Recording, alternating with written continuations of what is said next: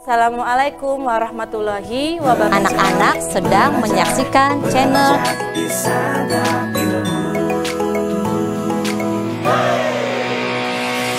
Belajar di Santap Ilmu.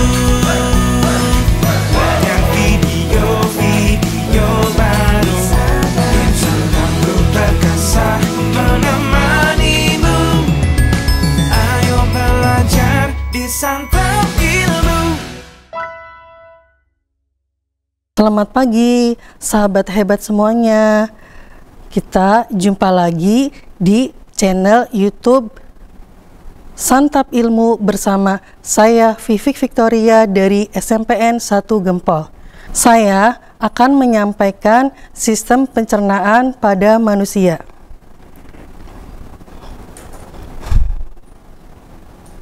Tujuan pembelajaran dari sistem pencernaan pada manusia yang pertama, mengidentifikasi organ-organ penyusun sistem pencernaan pada manusia. Yang kedua, menjelaskan proses pencernaan dalam tubuh manusia. Yang ketiga, menjelaskan fungsi organ pencernaan manusia.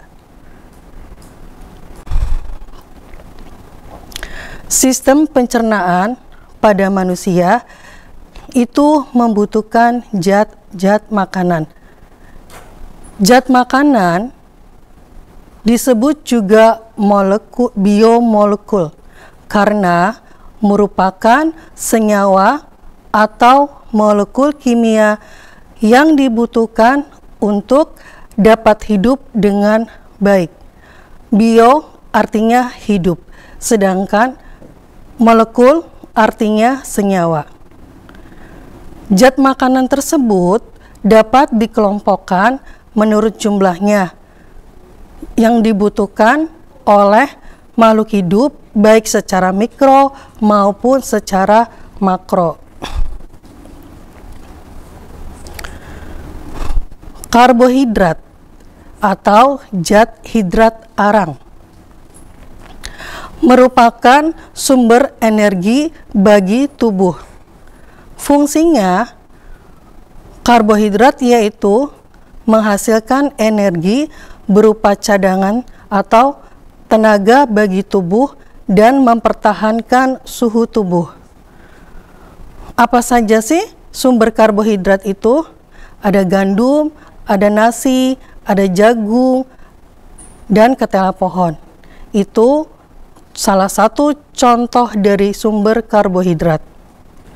Zat yang kedua yaitu protein.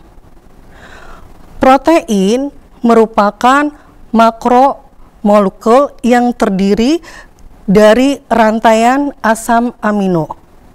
Fungsinya yaitu untuk membentuk sel-sel jaringan tubuh manusia, menggantikan sel-sel tubuh yang rusak untuk pertumbuhan dan perkembangan.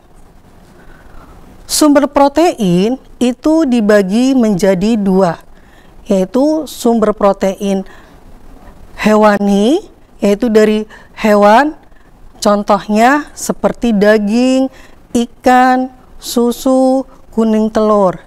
Sedangkan protein nabati berasal dari tumbuhan seperti kacang dan kacang kedelai. Zat makanan yang ketiga yaitu lemak. Lemak yaitu zat organik yang merupakan salah satu nutrisi yang sangat penting untuk sistem pencernaan. Fungsi lemak adalah yang pertama, sebagai sumber energi setelah karbohidrat. Yang kedua, sebagai pelarut vitamin A, D, E, dan K. Yang ketiga, melindungi organ-organ tubuh yang penting seperti mata, ginjal, jantung, usus, dan lain-lainnya. Yang keempat, melindungi tubuh terhadap suhu yang rendah. Lemak itu terbagi menjadi dua, lemak jenuh dan lemak tak jenuh. Lemak jenuh itu berasal dari hewan, misalkan daging merah, sedangkan lemak tak jenuh berasal dari minyak zaitun atau jenis buahnya yaitu alpukat.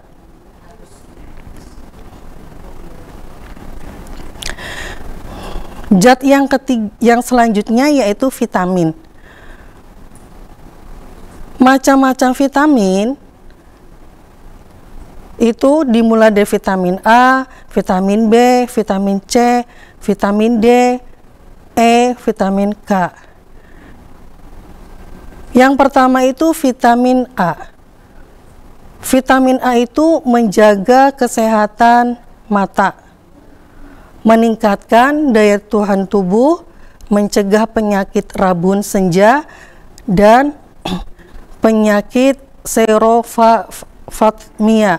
Sumber makanannya yang mengandung vitamin A contohnya itu pepaya, tomat, wortel, dan lain sebagainya. Penyakit serofatmia ini adalah kelainan mata akibat kekurangan vitamin A, terutama pada anak balita, ditemukan dengan adanya penderita gizi buruk atau kurang gizi. Vitamin yang kedua yaitu vitamin B. Vitamin B1 yaitu meningkatkan nafsu makan dan mencegah penyakit beri-beri atau kaki gajah. Contohnya makanannya yang mengandung vitamin B1 adalah beras merah, itu sangat membantu ya.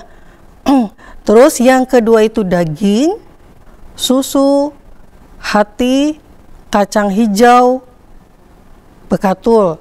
Sedangkan fungsi vitamin B2 yaitu mencegah penyakit dermatitis atau luka di sudut bibir. Sumber makanannya yang mengandung B2 seperti susu, mentega, ragi, keju. Karena penyakit dermatitis ini menurut Wikipedia adalah peradangan hebat yang menyebabkan pembentukan atau gelembung kecil atau vertikal pada kulit hingga akhirnya pecah dan mengeluarkan cairan. Peradangan ini adalah radangnya dangkal pada sudut bibir yang ditandai dengan kulit yang mengelupas dan pecah-pecah. Fungsi vitamin C yaitu menjaga kesehatan gusi, mencegah sariawan, mencegah penyakit skorbut dan gejala gusi, bengkak dan mudah berdarah. Sumber makanannya yang mengandung vitamin C yaitu sayur-sayuran dan buah-buahan.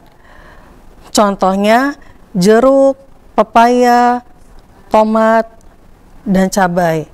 Itu termasuk dari sumber makanan yang mengandung vitamin C. Selanjutnya fungsi vitamin D yaitu membentuk dan memelihara tulang, mencegah penyakit rakitis dan osteoporosis.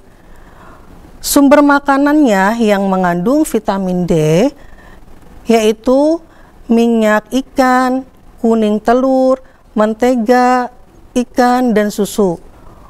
Nah, makanan tersebut merupakan makanan yang mengandung vitamin D. Selanjutnya fungsi vitamin E. Vitamin E itu fungsinya menyuburkan rambut, menghaluskan kulit, dan sebagai pelindung sel-sel dalam darah merah. Makanan yang mengandung vitamin D adalah kacang hijau, kedelai, biji-bijian, dan kacang yang sedang berkecambah atau telur dan susu. Itu makanan yang mengandung vitamin E. Selanjutnya, fungsi vitamin K itu membantu proses pembekuan pada darah. Sumber makanannya yang mengandung vitamin K yaitu sayur hijau, susu, telur, kacang hijau, bayam, dan kangkung. Jadi kangkung dan bayam itu salah satu makanan yang termasuk ke dalam vitamin K. Zat yang selanjutnya yaitu mineral. Mineral sangat dibutuhkan oleh tubuh agar fungsi organ kita itu tetap normal. Artinya kalau kita kekurangan maka akan fatal bagi tubuh kita atau akan mengakibatkan dehidrasi. Mineral berfungsi sebagai penyusun tubuh, mempercepat reaksi dan menjaga proses fisiologi tubuh.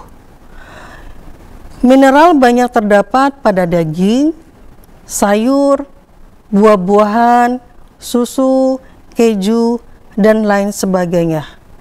Contoh mineral antara lain besi atau Fe, kalsium atau Ca, kalium, K, natrium, Na, yodium, I, magnesium, Mg, fosfor P, dan sulfur S.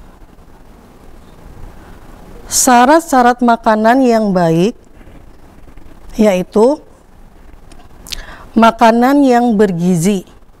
Makanan yang bergizi itu makanannya mengandung gizi yang cukup bagi tubuh kita. Yang kedua, cukup mengandung kalori, artinya yang menghasilkan energi untuk kegiatan aktivitas tubuh kita. Yang ketiga, makanannya mudah dicerna, artinya makanan itu mudah dicerna untuk saluran pencernaan. Kadang-kadang ada makanan yang tidak baik untuk dicerna. Contohnya misalkan kita memakan cabai, itu sebenarnya tubuh kita itu kurang bagus karena apa? Ketika kita makan cabai itu pasti feses kita akan keluar seperti itu lagi. Yang selanjutnya itu makanan higienis. Higienis itu artinya bersih, jauh dari kotoran ya, maksudnya jauh dari jauh dari hal-hal yang kurang baik terhadap tubuh kita, sehingga makanan higienis itu tidak harus mengandung 4 sehat 5 sempurna, artinya itu bersih dan siap untuk diasup oleh tubuh kita. Sistem pencernaan pada manusia melalui mulut, kerongkongan, lalu lambung, usus halus, usus besar, dan anus. Adapun kelenjar pencernaannya adalah organ tubuh yang menghasilkan getah tertentu, yaitu kelenjar ludah, kelenjar getah bening, hati, pankreas, dan kelenjar usus halus. Organ-organ pada sistem pencernaan manusia yaitu melalui mulut. Di dalam mulut nanti ada kelenjar ludah, setelahnya mulut itu kerongkongan, setelah kerongkongan itu lambung, terus hati, kantung empedu, nanti pankreas, usus halus, usus besar, rektum, dan anus. Itu organ-organ pada sistem pencernaan manusia. Nah, sistem pencernaan pada manusia itu dibagi menjadi dua. Yang pertama itu proses pencernaan secara mekanik. Proses pencernaan secara mekanik yaitu proses di mana pencernaan makanan yang dilakukan dengan gerakan-gerakan seperti mengunyah, menelan, memompa, menghancurkan, dan meremas. Pencernaan makanan mekanik ini bertujuan untuk mengubah ukuran makanan menjadi lebih kecil karena mekanik ya, makanan itu diubah sedemikian rupa menjadi lebih kecil. Sedangkan proses makanan yang kedua yaitu secara kimiawi. Proses pencernaan secara kimiawi yaitu melibatkan enzim. Pencernaan kimiawi ini bertujuan mengubah partikel makanan kecil-kecil jadi berbentuk yang siap diserap sama tubuh kita. Jadi sudah berbentuk kecil-kecil yang siap untuk diserap oleh tubuh kita. Itu sistem pencernaan secara kimiawi.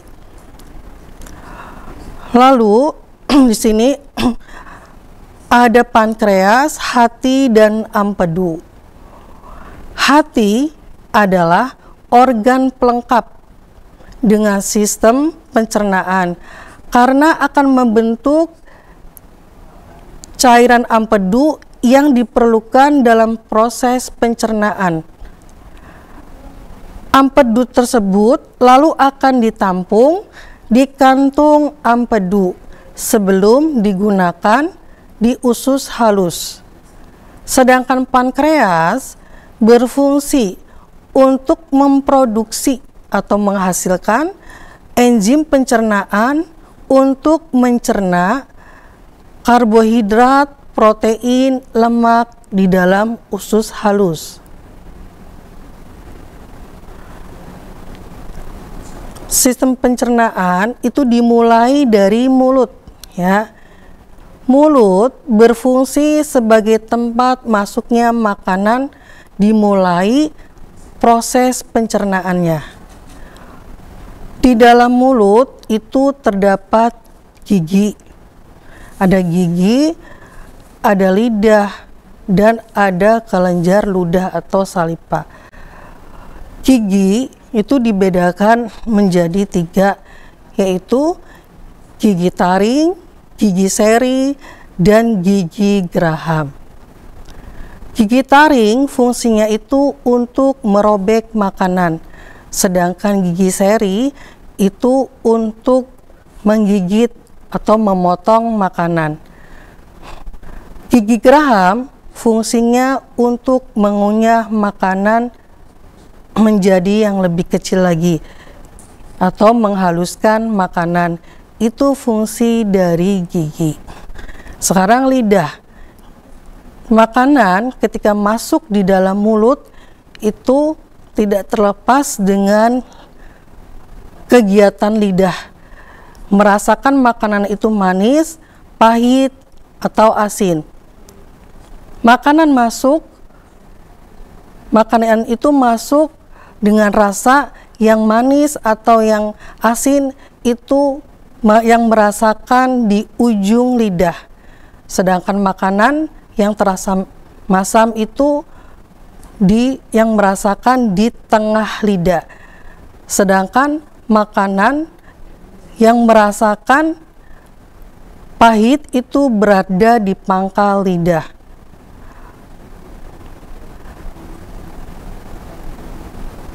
Secara mekanik, makanan dicerna oleh gigi dan kimiawi oleh enzim amilase atau enzim pitalin dari kelenjar ludah, dan di dalam mulut juga ada saliva atau kelenjar ludah. Yang kedua adalah faring atau esofagus, di mana tenggorokan atau faring merupakan saluran pencernaan yang menghubungkan rongga mulut ke kerongkongan atau esofagus.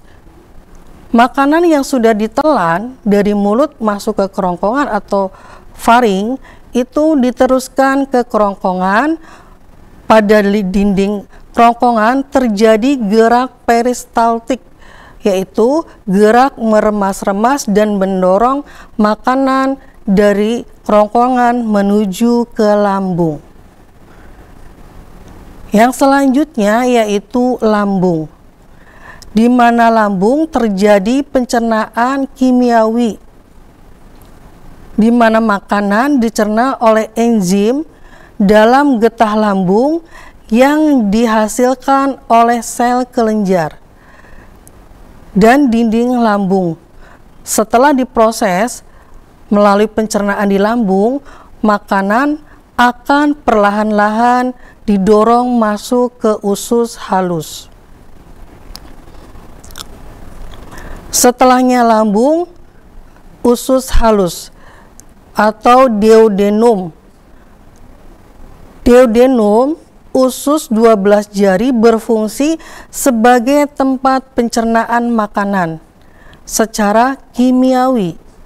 Caranya, makanan dari lambung yang masuk ke duodenum akan dinetralkan dulu oleh senyawa bikarbonat dari pankreas, lalu lanjut dicerna menggunakan enzim amilase, enzim lipase, dan enzim tripsin dari pankreas, serta enzim maltosa yang dihasilkan dari usus halus itu sendiri. Jadi dalam usus halus itu ada keterkaitan enzim ya, ada enzim amilase atau amilum, ada lipase yang dihasilkan nanti pepton ya, dan tripsin dari pankreas. Itu pencernaan di dalam usus halus. Selanjutnya itu usus besar. Usus besar adalah organ pencernaan yang terhubung dengan usus halus. Sisa makanan yang tidak dicerna dan tidak diserap tubuh lalu akan diteruskan ke usus, membentuk ke usus besar. Ini karena usus besar berfungsi untuk memasukkan sisa makanan tadi, membentuk feses dengan dibantu oleh bakteri Escherichia coli. Yang selanjutnya itu anus, itu sistem pencernaan yang terakhir itu anus ya, pembuangan yang terakhir. Sistem pencernaan pada manusia akan berkaitan dengan adanya kelainan pada sistem pencernaan. Yang pertama yaitu adanya sakit mah. Mungkin sakit mah itu disebabkan adanya sekresi asam lambung yang tidak normal pada lambung, menyebabkan rasa perih pada lambung, dipicu oleh kebiasaan makanan yang tidak teratur, artinya makanan sembarangan ya, makanan sembarangan atau jenis makanan atau jenis obat-obatan, karena bisa juga karena stres. Jadi stres juga salah satu pemicu adanya penyakit mah. Sakit mah yang telah parah menyebabkan pendarahan pada lambung karena luka yang telah terjadi itu sampai pada lapisan submukosa. Kelainan penyakit yang kedua itu radang usus buntu ya. Penyebabnya karena adanya sisa-sisa makanan yang terjebak dan tidak dapat keluar dari umbai cacing, sehingga lama-kelamaan makanan itu akan membusuk. Akibatnya timbullah penyakit pada umbai cacing, yaitu radang usus buntu. Kalau sudah parah penyakit radang usus buntu, jalan salah satunya itu harus operasi ya, karena kalau sudah membusuk, kalau tidak ada tindakan sama sekali, yaitu terakhirnya itu dengan dioperasi, harus operasi.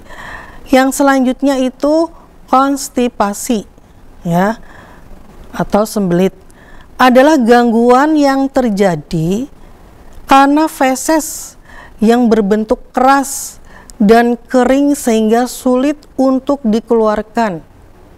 Ya, itu konstipasi. Konstipasi ya. Diakibatkan apa? Karena adanya bahan makanan yang rendah serat. Jadi tubuh kita itu perlu juga yang namanya serat, sehingga penyakit konstipasi itu bisa terhindar. Jika terjadi secara terus-menerus, penyakit ini akan menimbulkan wasir atau ambeien. Nah, jadi kalau misalkan terus-menerus tidak diobati, tidak ada penanganan, maka akan terkena penyakit ambeien atau wasir.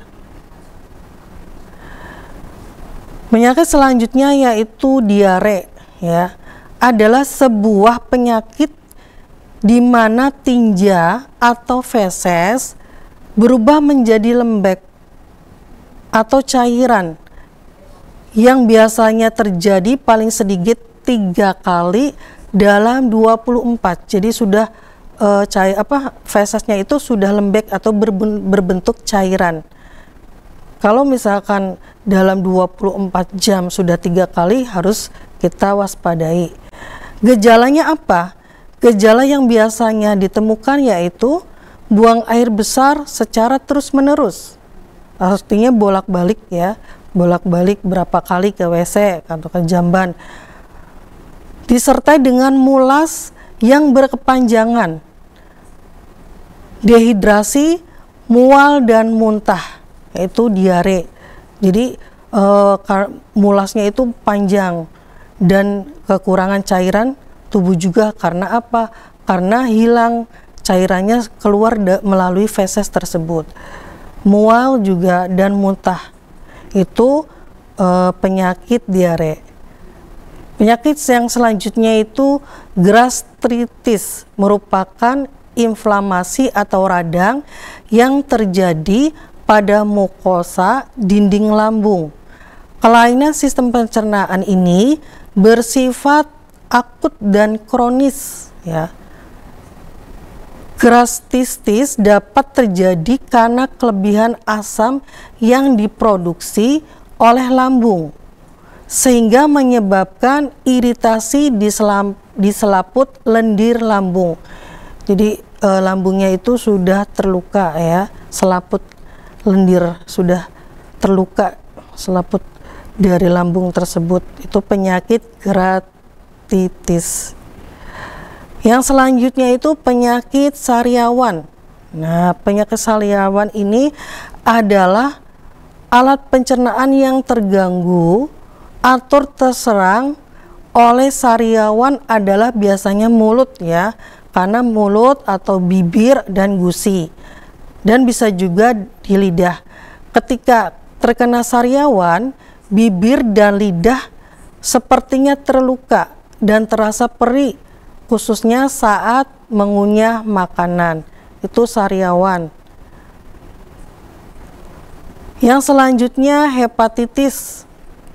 Nah, merupakan penyakit yang terjadi akibat infeksi virus pada hati. Virus ini masuk ke dalam tubuh melalui air atau makanan. Nah, itu penyakit hepatitis atau penyakit hati. Yang selanjutnya itu konstipasi, ya, yaitu yang sering kita jumpai atau kita sebut dengan sembelit tadi ya, karena keadaan yang dialami seseorang dengan gejala feses mengeras ya, jadi susah untuk dikeluarkan. Jadi kalau misalkan tidak hati-hati atau berkepanjangan, penyakit konstipasi itu bisa mengakibatkan wasir atau ambeien. Terima kasih, semoga bermanfaat. Jangan lupa like, komen, dan subscribe di channel YouTube Santap Ilmu. Wassalamualaikum warahmatullahi wabarakatuh. Terus dukung channel Santap Ilmu dengan like, subscribe, dan share konten-konten kami ke teman-teman kamu ya. Sampai bertemu di konten berikutnya. Ayo belajar di Santap